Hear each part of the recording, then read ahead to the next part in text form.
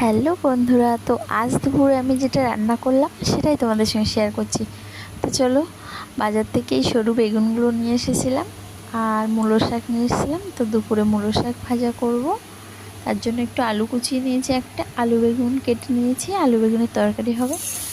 তো দেখো, আলুটা আমি একটু হালকা ভেজে নিচ্ছি, তারপর শাকটা দিয়ে দেব।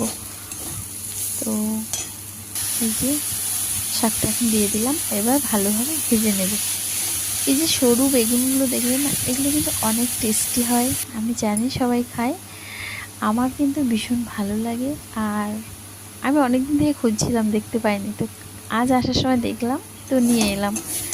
আর এই বেগুনগুলো ভাজা ঝোল, মাছের ঝোল দিয়ে মানে করলে খুব সুন্দর লাগে।